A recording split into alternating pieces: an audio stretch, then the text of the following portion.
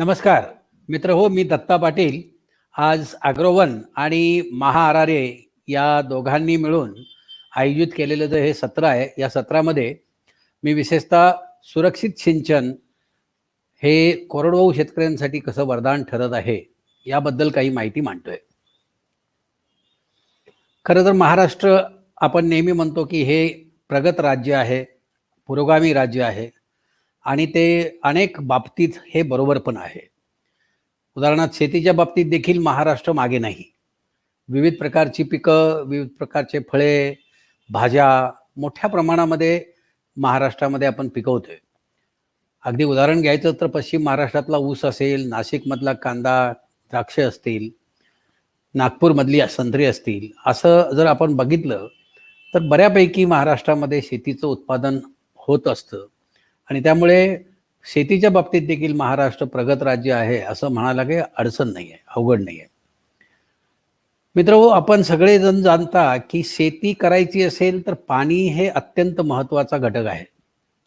पाणी नसेल तर शेती फार पिकवता येईल असं वाटत नाही. आणि तरी देखील प्रगत महाराष्ट्रामध्ये जर आपण पाहायला गेलो तर सिंचनाची व्यवस्था किती टक्के जमिनीवरती झालेली आहे, तर पिकाऊ जमिनीच्या साधारणतः 16% इरिगेशन फक्त आपल्या महाराष्ट्रामध्ये आपण कव्हर केलेलं आहे. दुसऱ्या बाजूला जर आपण पाहायला गेलो तर पूर्ण भारत देशाचं हे सिंचनाचं पर्सेंटेज किंवा सिंचनाची टक्केवारी किती आहे, तर ती जवळजवळ 38% आहे. आता 38%च्या तुलनेमध्ये आपण महाराष्ट्राची टक्केवारी बघितली तर जवळजवळ अर्धी आहे असं म्हणायला हरकत नाही. अर्ध्यापेक्षाही कमी आहे. आणि तरी देखील आम्ही महाराष्ट्र प्रगत आहे असं म्हणतोय आणि आहे हे खरं आहे. विदर्भ आणि मराठवाडा हे दोन भाग जर आपण बघितले तर महाराष्ट्राच्या एकूण शेतीच्या क्षेत्रफळापेक्षा निम्म्यापेक्षा जास्त क्षेत्रफळ इथे आहे. आणि हे विभाग खऱ्या अर्थाने कोरडवाहू शेतीवरती, पावसावर अवलंबून असणारी शेतीवरती टिकून आहे. वास्तविक पाहता राज्यांची जर तुलना केली आपण महाराष्ट्रातल्या, तर महाराष्ट्र राज्य हे कोरडवाहू शेतीचं राज्य म्हणून दुसरा क्रमांक लागतो. म्हणजे इतकं असून देखील आपण म्हणतो की आपला महाराष्ट्र प्रगत आहे. इथे हे जे दोन भाग आहेत, मराठवाडा किंवा कोरडवाहू जमिनी जिथे जिथे आहेत, तिथली शेती ही केवळ खरीपामध्येच होते. आणि तसं पाहायला गेलं तर याचा अर्थ एकच पीक वर्षातनं या शेतीमध्ये घेतलं जातं आणि त्याचं खरं कारण की सिंचन व्यवस्था नाही. आता अनेक वेळा असं होत आहे की सिंचन व्यवस्था नसण्यासोबत जर चुकून अतिवृष्टी झाली किंवा अनावृष्टी झाली, रोगराई, किडींचा प्रादुर्भाव, असं जर काही गोष्टी झाल्या तर ते एकमेव पीक जे असतं ते नष्ट होऊन जातं. ते शेतकऱ्याच्या हातात मिळत नाही आणि त्याच्यावर शेतकऱ्यांनी जो केलेला खर्च असतो, कर्ज असतं, परतफेड करण्याची असते. हे पीक हातात येईल, मग मी ते कदाचित बाजारात विकेन आणि त्याच्यानंतर मी माझं जे कर्ज आहे ते परतफेड करेन, अशा आणि माझ्या कुटुंबाच्या गरजा आहेत त्या भागवेन, अशा मानसिकतेमध्ये असलेला हा शेतकरी ज्या वेळेला त्याच्या पिकाचं प्रचंड नुकसान होतं, त्यावेळेला मात्र तो हतबल होतो. आणि नुसतं हतबल होतो असं नव्हे, तर पुढचे 3 वर्षाची इकॉनॉमी, 3 वर्षाचं अर्थशास्त्र त्या कुटुंबाचं बिघडतं. आणि आपल्याला पाहायला मिळतं की विदर्भासारख्या क्षेत्रामध्ये शेतकरी का आत्महत्या करतात, तर त्याची ही देखील कारणं आहेत. आणि या सगळ्या कारणातलं महत्त्वाचं कारण जे आहे ते आहे सिंचनाची व्यवस्था नसणं. असं हे कारण असल्यामुळे आपण वेगवेगळ्या प्रकारचे प्रयोग करतो. आता भारत सरकारने अगदी स्वातंत्र्य मिळालं तेव्हापासून पहिल्या पंचवार्षिक योजनेमध्ये खूप मोठ्या प्रमाणामध्ये सिंचनाची व्यवस्था करण्यासाठी म्हणून मोठं बजेट केलं. याच्यामध्ये मोठमोठे धरणं बांधायची, मोठमोठे पाटबंधारे बांधायचे, अशा पद्धतीचं त्यांनी हे आखलं होतं. परंतु महाराष्ट्राचं नेतृत्व सुद्धा राष्ट्रीय पातळीवरती असताना देखील आणि एवढी मोठमोठी धरणं, त्याच्यासाठी लागणारं बजेट, ह्या सगळ्यांची तरतूद केलेली असताना देखील महाराष्ट्र अजूनही 16% वरतीच आहे. हे मला थोडंसं न कळण्यासारखं असं वाटतंय. आता तर सध्या असं दिसतंय की केंद्र सरकार किंवा राज्य सरकार सुद्धा अशा पद्धतीचे मोठमोठे पाटबंधारे आणि धरणं बांधायचं विसरले की काय असं पण दिसतंय. अर्थात विसरले तर कदाचित चांगलंच असेल, परंतु त्याच्या ऐवजी दुसऱ्या पर्यायी व्यवस्था करणं हे खूप गरजेचं आहे, कारण पाणी हे शेतीला अत्यंत आवश्यक आहे. मोठी धरणं जरी बांधली असली तरी मोठ्या धरणाचे आपल्या सगळ्यांना हे खूप मर्यादा त्यांच्या आपल्या लक्षात येतात, माहिती आहेत. एक म्हणजे मोठं धरण म्हणजे मोठं बजेट. आता एवढं मोठं बजेट मंजूर करण्यासाठी पैसा आहे, नाही आहे, तिजोरी भरलेली आहे की नाही आहे, इथपासून सुरुवात होते. ते मग कुठे बांधायचं, मग आमच्या राज्यात द्यायचं का त्यांच्या राज्यात द्यायचं, इथपासून जे काही राजकारण सुरू होतंय ते अगदी मग या मोठ्या बजेटच्या धरणं बांधण्यासाठी मोठा कालावधी जातो. आमच्या ह्या भागामध्ये एक धरण आहे, त्या धरणाला जवळजवळ 25, 30, 40 वर्ष होऊन गेली. मंजूर झालं, बांधकामाला सुरुवात झाली, पण अजून ते पूर्ण झालेलं नाही. असा एवढा मोठा कालावधी देखील या मोठ्या प्रकल्पांना लागतो. इतकंच नाही तर बुडीत क्षेत्रामध्ये येणारी जी जमीन आहे, या जमिनीचं मोठ्या प्रमाणावरती नुकसान होतं. जसं की या ठिकाणी वाड्या वस्ती असतील तर त्यांना विस्थापित करावं लागतं. नुसतं विस्थापित करून चालत नाही, तर त्यांच्या पुनर्वसनामध्ये देखील पैसा घालावा लागतो, पैसा खर्च करावा लागतो. बुडीत क्षेत्रामध्ये जंगल संपत्ती असते, ती जंगल संपत्ती नाहीशी होते, नष्ट होते, त्याचा काही उपयोग होत नाही. इतकंच नाही तर बुडीत क्षेत्रामध्ये खनिज संपत्ती असते, त्या खनिज संपत्तीचे देखील आपल्याला काही उपयोग घेता येत नाही. त्याशिवाय पिकायोग्य असणारी जी जमीन असते त्या भागामध्ये ती तर पूर्ण पाण्याखाली बुडून जाते. आणि नुसतं धरण बांधणीचा खर्च नव्हे, तर ह्या सगळ्या गोष्टीमधून होणारं नुकसान आणि शिवाय रिअलोकेशन किंवा पुनर्वसन यासाठी करावा लागणारा खर्च, हा जर खर्च विचारात आपण घेतला तर ही मोठी धरणं बांधणं एका दृष्टीने फार फायद्याचं आहे असं वाटत नाही.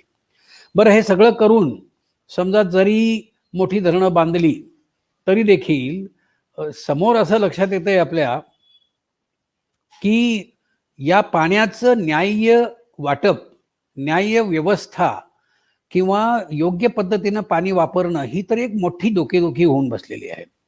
अगदी अलीकडेच आपल्या महाराष्ट्र सरकारच्या पाणी जलसिंचन जल व्यवस्थापन या विभागामार्फत काहीतरी एक मीटिंग घेतली होती, ज्याच्यामध्ये खऱ्या अर्थाने अशा पद्धतीचे मोठमोठे जे पाटबंधारे धरणं झालेली आहेत यांच्या पाण्याचं वाटप आणि पाण्याचं व्यवस्थापन याच्यावरती अभ्यास होणं गरजेचं आहे, असा मोठ्या प्रमाणात सूर निघाला होता.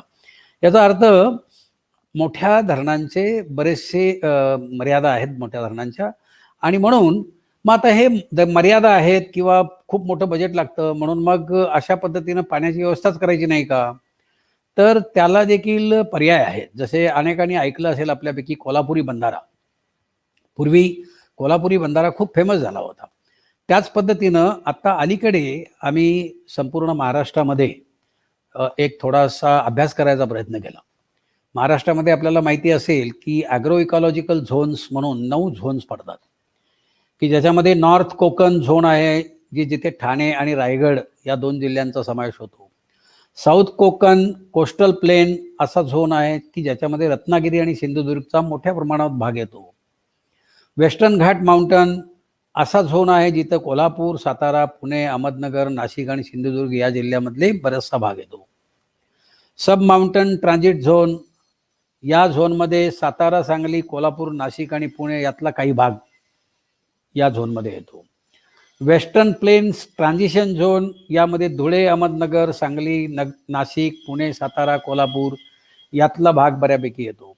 वेस्टर्न ड्राउट प्रोन एरिया, इथे धुळे, नाशिक, औरंगाबाद, त्याच्यानंतर अहमदनगर, पुणे, सातारा, सोलापूर आणि सांगली अशापैकी बरेचशा जिल्ह्यांचा समावेश होतो. 7 नंबरला central plateau assured rainfall zone म्हणून औरंगाबाद, जालना, बीड, उस्मानाबाद, परभणी, नांदेड, बुलढाणा, अकोला, अमरावती, जळगाव आणि धुळे इत्यादी जिल्ह्यांचा काही महत्त्वाचा भाग या सेंट्रल प्लॅटू अश्युअर्ड रेनफॉल झोनमध्ये देखील येतो. त्यानंतर central Vidarbha moderate rainfall zone, ज्याच्यामध्ये वर्धा जिल्हा, नागपूर, यवतमाळ चंद्रपूर जिल्ह्याचा काही भाग, औरंगाबाद, जालना, परभणी आणि नांदेड या जिल्ह्यातले भाग येतात. आणि 9व्या झोनमध्ये ईस्टर्न विदर्भा हाय रेनफॉल झोन, आपल्याला माहिती असेल की भंडारा, गडचिरोली, चंद्रपूरचा काही भाग, नागपूर आणि गोंदिया इत्यादी जिल्ह्यांचा हा ईस्टर्न विदर्भा हाय रेनफॉल झोन असे झोन येतात. या सर्व जिल्ह्यांमध्ये आम्ही पोहोचण्याचा प्रयत्न केला, परंतु एक 3 जिल्हे सोडले तर 2 जिल्हे सोडले तर बाकी 7 जिल्ह्यांमध्ये त्या ठिकाणी स्थानिक पातळीवरती काही जे प्रयोग केलेले आहेत त्या प्रयोगांचा अभ्यास करण्याचा देखील आम्ही युवा रुरल असोसिएशनच्या वतीनं आणि महाआरआरएच्या अंतर्गत आम्ही हा प्रयत्न केला. यामध्ये विशेषतः झोन नंबर 3 मध्ये सातारा जिल्ह्यामध्ये मातीचे बंधारे कशा पद्धतीनं बांधलेले आहेत आणि त्याचा वापर सुरक्षित किंवा संरक्षित सिंचनासाठी कसा होतोय याबद्दलचा थोडाफार अभ्यास केला. त्याचप्रमाणे झोन 4 मध्ये पुणे जिल्ह्यामधल्या CNB आणि ड्रिप इरिगेशन झोनमध्ये आणि ड्रिप इरिगेशन याचा अभ्यास केला. त्यानंतर झोन 5 मध्ये सांगलीतील CNB याचा अभ्यास केला. झोन 6 मध्ये सातारा येथील शेततळे यांचा अभ्यास केला. झोन 7 मध्ये CCT मार्फत कशा पद्धतीनं प्रोटेक्टिव्ह इरिगेशन केलं जातं ते पाहिलं.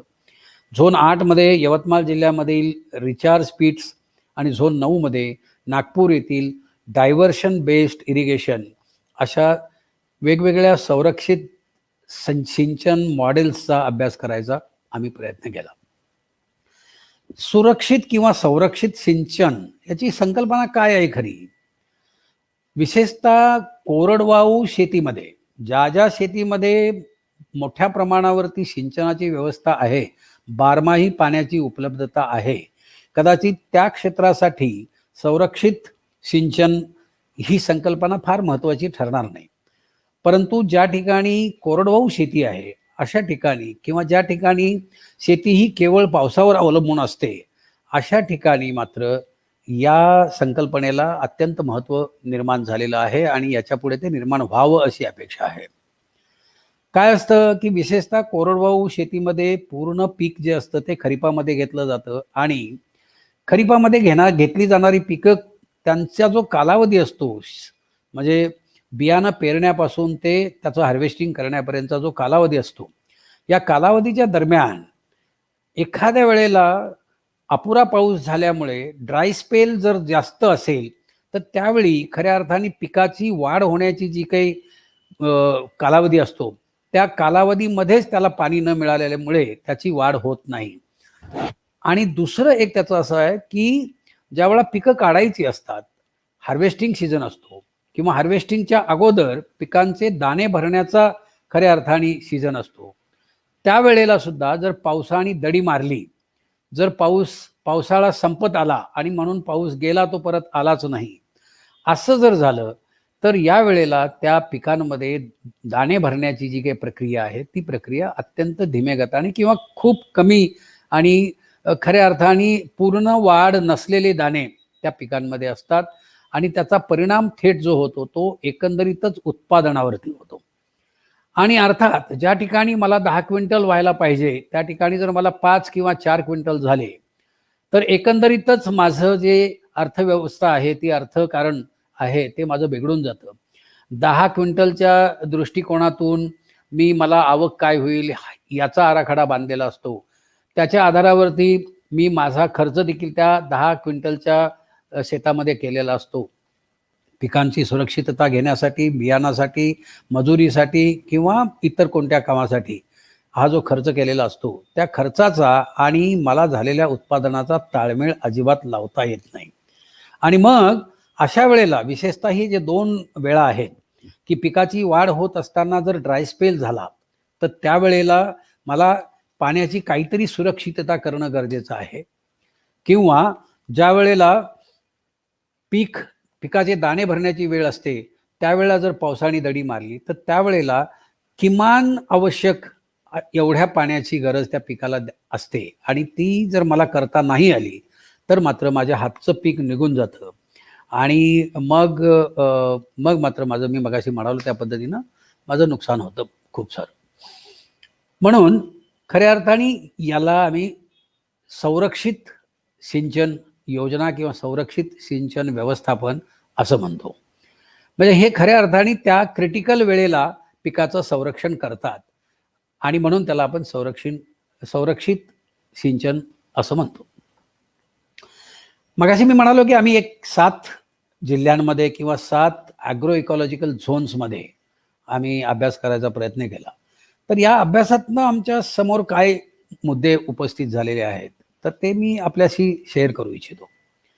एक म्हणजे या प्रकारचे जे काही इरिगेशन असतं हे खूप छोटं असतं आणि काही शेतकरी म्हणजे एका गावातले काही शेतकरी किंवा 2 गावातले काही शेतकरी 7, 8, 10 शेतकऱ्यापासून ते 25-30 शेतकऱ्यांपर्यंत असे मर्यादितच शेतकरी याच्यामध्ये कव्हर करता येतात आणि म्हणून तेवढेच शेतकरी त्यात असल्यामुळे त्या सगळ्या शेतकऱ्यांचा सहभाग त्याच्यामध्ये असतो आणि हा सहभाग केवळ सहभागापुरता नव्हे तर पुढे त्याचं जे व्यवस्थापन असतं त्या व्यवस्थापनामध्ये देखील ही सर्व मंडळी न्याय्य वाटपामध्ये देखील ही सर्व मंडळी त्याच्यामध्ये निर्णय घेण्यामध्ये असतात किंवा त्याचं वाटप करण्यामध्ये असतात किंबहुना त्याचं व्यवस्थापन करण्यामध्ये ही सर्व मंडळी असतात.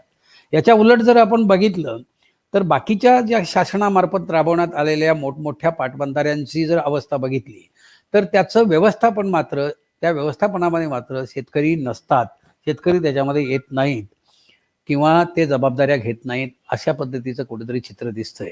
किंवा उलट्या बाजूने मी म्हणेल की या प्रकारचं उपलब्ध असलेलं मोठ्या प्रमाणात उपलब्ध असलेलं जे पाणी आहे त्याचं खऱ्या अर्थाने योग्य व्यवस्थापन होताना दिसत नाही आहे.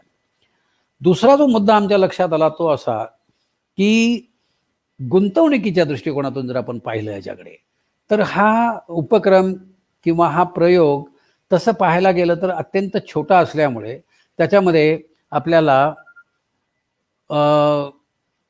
खर्चाची जी बाब आहे किंवा गुंतवणुकीची जी बाब आहे ही अत्यंत छोटी म्हणजे अगदी 2 लाख 3 लाख 1 लाख ते 4 जास्तीत जास्त 4-5 लाख याच्या पलीकडे याची गुंतवणूक फार जात नाही.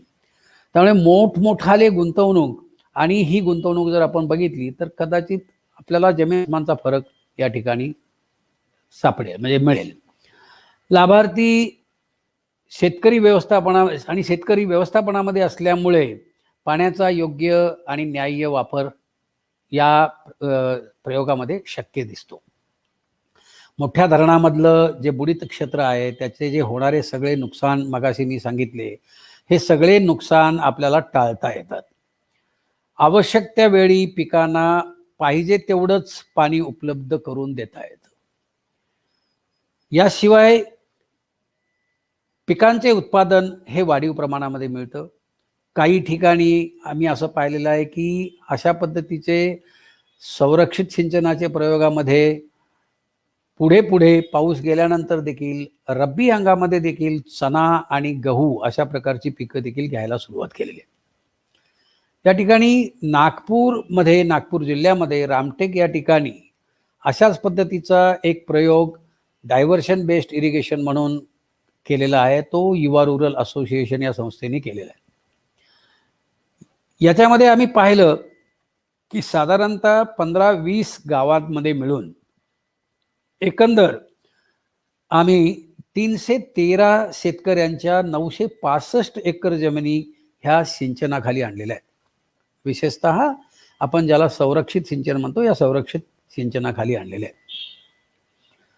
खरं तर ही जी 12 ते 15 गावं आहेत या 12 ते 15 गावामध्ये याच्यापेक्षा देखील जास्त शेतकरी आहेत. परंतु डायव्हर्शन बेस्ड इरिगेशनसाठी ज्या पद्धतीची अवस्था त्या ठिकाणी आवश्यक असते ती जर नसेल तर त्यांना आपल्याला कव्हर करता येत नाही. म्हणजे कसं डायव्हर्शन आम्ही कसं करतो, उंच भागामधून एक नाला वाहत येतो आणि या नाल्यावरती कधी काळी कोणीतरी कुठल्या तरी डिपार्टमेंटनी काही चेकडॅम सारखे काही छोटे छोटे बंधारे बांधलेले असतात, अगदी छोटे बंधारे बांधलेले असतात. परंतु ते बंधारे पूर्णपणे गाळाने भरून गेलेले असतात आणि आज रोजी ते सध्या कुठल्याही कामाचे नसतात. किंवा अनेक नाल्यांवरती असे बंधारे काही विशेषतः कोणीही बांधलेले नसतात. मोठे तलाव पण असतात आणि उंचावर तलाव असतात. तर अशा पद्धतीनं जे पाण्याचे स्रोत आहेत विशेषतः पावसाळ्यामध्ये उंचावरून वाहत येणारे नाले हा जो स्रोत आहे, या स्रोताला जर तुम्ही मध्येच कुठेतरी अडवलं आणि त्या ठिकाणी बऱ्यापैकी जितका पाणीसाठा आपल्याला बनवता येईल तेवढा पाणीसाठा केला, अर्थात वाहणारे ओहोळ हे वाहतच जातील, हे मोठ्या धरणासारखं नाही, तर हा जो काही छोटा बंधारा आहे त्या बंधाऱ्यामध्ये तो बंधारा भरून उर्वरित जे वरून येणारं सगळं पाणी आहे ते सगळं पाणी त्याच्यावरती वरून ओरले होऊन जाईल, खाली वाहत येईल. परंतु जेवढं पाणी त्या ठिकाणी आम्ही साठवलेलं आहे ते पाणी आम्ही जमिनी खालून सायफनच्या पद्धतीनं पाईपलाईन मधून ते खाली आणतो आणि सखल प्रदेशात असणाऱ्या ज्या काही जमिनी आहेत त्या जमिनींना त्याचा संरक्षित सिंचन असा म्हणून उपयोग करण्यासाठी आम्ही ते वापरात आणतो. आणि या पद्धतीची जी सायफन पद्धतीनं पाईप टाकून सकल भागात असलेल्या जमिनीला त्या पिकांना पाणी देण्याची जी काही आम्ही प्रयत्न करतोय त्याच्यामुळे एकंदरीतच आमच्या असं लक्षात आलं की लोकांचं उत्पादन वाढलं.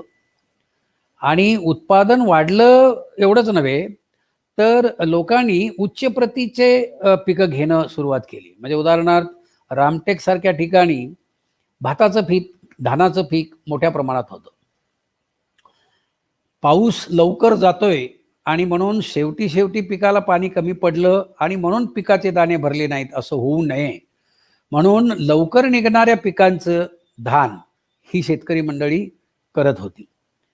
परंतु ज्यावेळेला त्यांच्या लक्षात आलं की आता आपल्याला संरक्षित पाण्याची व्यवस्था आहे त्यावेळेला या शेतकऱ्यांनी विशेषतः जास्त दिवसाचं धानाचं पीक घेतलं की ज्याला बाजारात भाव चांगला आहे आणि त्यामुळे त्यांनी पिकाची गुणवत्ता देखील वाढवली, पिकांचं बीज देखील बदललं की जे बीज आणि जे गुणवत्तेचं पीक आहे त्याला बाजारात जास्त चांगली किंमत आहे आणि ती पिकं घ्यायला सुरुवात केली. त्यामुळे त्यांचं उत्पन्नही वाढलं. एका बाजूनी उत्पादन वाढलं तर दुसऱ्या बाजूनी गुणवत्तावर्धक बीज घेऊन ते बाजारामध्ये विकल्यामुळे त्यांचं उत्पन्न देखील वाढलं. त्यामुळे उत्पादनासोबत उत्पन्न वाढलं आणि हे जे उत्पन्न वाढलं ते एवढंच नव्हे तर याचे बाकीचे परिणाम देखील आम्ही बारकाईनं पाहिले. त्यावेळेला आमच्या असं लक्षात आलं की यातले बहुतेक शेतकरी रब्बीची पिकं घ्यायला लागले. त्यांच्या आयुष्यात कधी नव्हे तर हे डायव्हर्शन बेस्ड इरिगेशनचं ॲक्टिव्हिटी आम्ही सुरू केल्यानंतर त्यांनी त्याच शेतांमध्ये हरभरा आणि गव्हाची पिकं घ्यायला सुरुवात केली आणि हे देखील नवीन प्रकारचं उत्पादन त्यांच्या कुटुंबामध्ये वाढलं. याच्या व्यतिरिक्त आणखी आम्ही जो निरीक्षण केलं ते असं आहे की मातीची सॉईल मॉइश्चर ज्याला आपण म्हणतो हे सॉईल मॉइश्चर मातीमधलं वाढलं की ज्याचा उपयोग पिकांसाठी आणि त्याच्यामध्ये मातीमध्ये जर्मप्लाझम तयार होण्यासाठी मोठ्या प्रमाणावरती होत असतो. मातीमध्ये पाण्याचं प्रमाण थोडंसं वाढल्यामुळे बांधावर असणारं गवत किंवा इतर प्रकारची पिकं यांच्यामधला हिरवेपणा हा जास्त काळ टिकून राहिला आणि त्याच्यामुळे या परिसरातल्या शेतकऱ्यांच्या लाईव्हस्टॉकसाठी गवताची उपलब्धता देखील किंवा हिरव्या चाऱ्याची उपलब्धता देखील कालावधीनं वाढली. म्हणजे जर समजा ती ऑक्टोबरमध्ये संपत असेल हिरवा चारा तर तो साधारणतः डिसेंबर जानेवारीपर्यंत तो टिकला आणि त्यामुळे त्यांना गुरांना हा हिरवा चारा देणं हे देखील त्यांना सोयीचं गेलं. त्यामुळे उत्पादन वाढीमुळे शेतकरी आणि त्यांच्या कुटुंबांमधलं बाकीचं शैक्षणिक किंवा आरोग्यविषयक किंवा खाद्यविषयक ज्या गोष्टी आहेत हा स्टेटस हे जीवनमान थोडंफार त्यांचं उंचावलं हे स्पष्टपणे जाणवायला लागलं आम्हाला. आणि लोक असंही म्हणायला लागले की आता आम्ही उत्पादन बदललंय किंवा आता आमचं उत्पादन वाढतंय आणि जेवढं आम्हाला गरजेपुरतं होत होतं आणि राहिलेलं थोडंफार शिल्लक राहिलेलं आम्ही कसंही जी काय आमची विक्रीची व्यवस्था होती त्या पद्धतीनं आम्ही विक्री करतोय. परंतु आता हे वाढीव जे उत्पादन आहे याच्यासाठी विक्री करणं म्हणा किंवा याच्यासाठी प्रक्रिया उद्योग करणं किंवा हे धान्य साठवून ठेवणं आणि मग ज्या वेळेला दर बाजारामध्ये वाढतील त्यावेळेला विकणं यासाठी म्हणून जर आम्ही एकत्रित काही प्रयत्न करायचे असेल तर आपल्याला काय करता येईल अशी चर्चा शेतकऱ्यांमध्ये ज्यावेळेला सुरुवात झाली त्यावेळेला युवा रुरल असोसिएशन या संस्थेने त्यांना मदत करायची ठरवलं आणि त्यांचं एक फार्मर प्रोड्युसर कंपनी स्थापन केली. आणि ह्या फार्मर प्रोड्युसर कंपनी आता अगदी अलीकडे मला वाटतं 2020मध्ये ही फार्मर प्रोड्युसर कंपनी स्थापन झाली. आणि या फार्मर प्रोड्युसर कंपनी मार्फत व्हॅल्यू ॲडिशन किंवा प्रोसेसिंग युनिट किंवा बकऱ्यांचं एकत्रितपणे ब्रीडिंग आणि मार्केटिंग सेंटर, त्यानंतर राईस मिल किंवा गोदाम, अशा पद्धतीचे त्यांचे बिझनेस प्लॅन्स आता सध्या सुरू आहेत. होऊ शकतं की येणाऱ्या काही कालावधीमध्ये ही मंडळी या फार्मर प्रोड्युसर कंपनीच्या अंतर्गत या प्रकारचे ॲक्टिव्हिटीज सुरू करतील आणि या ॲक्टिव्हिटीज सुरू केल्यानंतर कदाचित अजून त्यांची जी काही प्रगती आहे ती प्रगती नक्कीच वाढेल. आणि अशा पद्धतीचे हे जे सगळे प्रयोग वेगवेगळ्या ठिकाणी महाराष्ट्रामध्ये झालेले आहेत, विशेषतः संरक्षित सिंचनाबद्दलचे.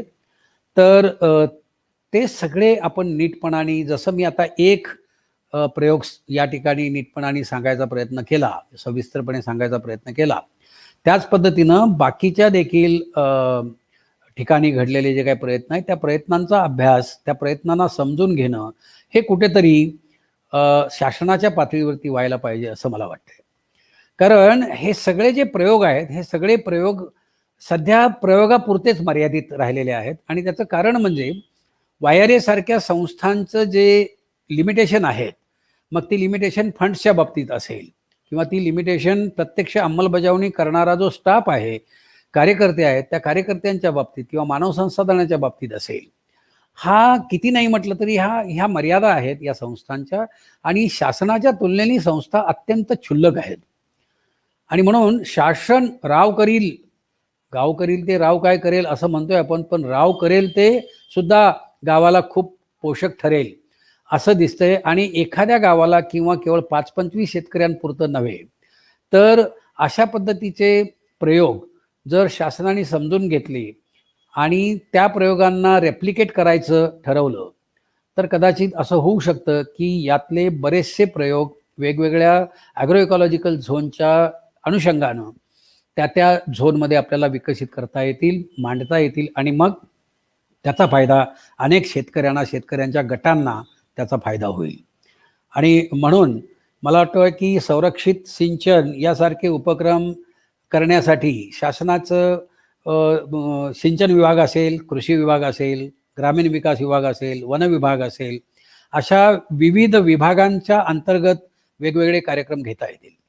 अनेक वेळा शासनाच्या विविध विभागामध्ये अस्तित्वात असलेले जे कार्यक्रम असतात, त्या कार्यक्रमाचं कन्व्हर्जन्स देखील या प्रकारच्या कार्यक्रमामध्ये करता येतं. म्हणजे उदाहरणार्थ समजा शासनाचा, केंद्र शासनाचा आणि महाराष्ट्र शासनाचा जो एक मोठा कार्यक्रम आहे की ज्याला आपण म्हणतो मनरेगा, या मनरेगाच्या कामामध्ये देखील कदाचित अशा प्रकारची कामं जर करून घेतली तर एका बाजूला मनरेगाचं अंमलबजावणी झाल्यासारखं दिसेल आणि दुसऱ्या बाजूला कदाचित पाटबंधारे किंवा जलव्यवस्था या प्रकारचं जे काही डिपार्टमेंट आहे, त्या डिपार्टमेंट मार्फत जे काही पाणी, सिंचाई या पद्धतीचे कार्यक्रम असतील त्यांचं देखील अंमलबजावणी झालं, अशा पद्धतीनं आपल्याला म्हणता येईल. तसं पाहिलं तर गेल्या अनेक वर्षापासूनचा एक अनुभव असा लक्षात येतो की खूपशा वेळेला शासनाच्या वेगवेगळ्या योजनांचं जे काही बजेट असतं, त्या बजेटपैकी बरंचसं बजेट खर्ची गेलं जात नाही. अनेक कारणं असतात त्याला, परंतु ते खर्च होत नाही. परंतु अशा प्रकारचे कार्यक्रम जर त्याच्यामध्ये गुंतवला किंवा नव्यानं म्हणून तो घेतला आणि त्याच्यासाठी बजेटची प्रोव्हिजन केली, तर मला असं वाटतंय की हे विशेषतः कोरडवाहू शेतकऱ्यांसाठी एक मोठं योगदान, एक मोठं वरदान होईल असं मला या ठिकाणी वाटतंय. आणि म्हणून माझी विनम्र विनंती आहे विशेषतः शासकीय अधिकाऱ्यांना आणि विशेषतः आमच्या लोकप्रतिनिधींना की त्यांनी याविषयी थोडासा विचार करावा. शेती आणि शेतकरी की जे खऱ्या अर्थाने मार्जिनल फार्मर्स किंवा सीमांतिक शेतकरी किंवा अत्यल्प शेतकरी या गणनेमध्ये मोडतात, अशा मंडळींना मदत करण्यासाठी म्हणून, कदाचित त्यांच्या शेतीसाठी पाण्याची व्यवस्था करण्यासाठी म्हणून संरक्षित सिंचन व्यवस्था, या व्यवस्था जास्तीत जास्त ठिकाणी कशा रेप्लिकेट करता येतील हे पाहावं, अशी पुनश्च माझी त्यांना नम्र विनंती. धन्यवाद. सर्वांना नमस्कार.